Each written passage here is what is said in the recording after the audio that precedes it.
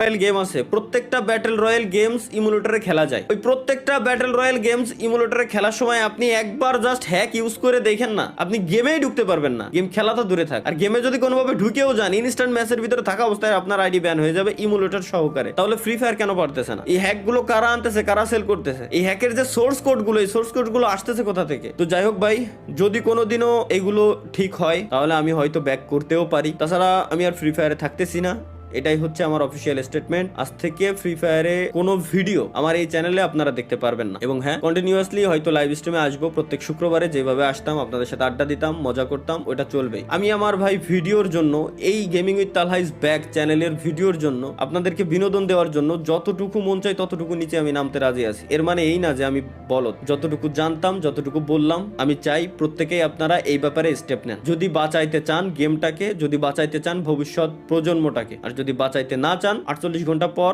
ভুলে যায় আমার কথা, কোনো সমস্যা নেই। ধন্যবাদ সকলকে, আল্লাহ হাফেজ, বিদায় ফ্রি ফায়ার। আরে আমার আসমানেতে ফেলাই দিয়েছে ভাই ও আসমানে ঘুরে ঘুরে মারছে।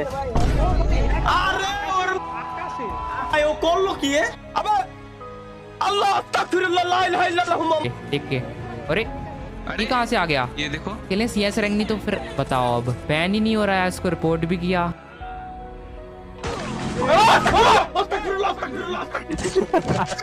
লাস্ট আমি একা লাইভ, আমি ইয়ার সামনের দিকে গেল, মাথা ঢুকলো না ভাই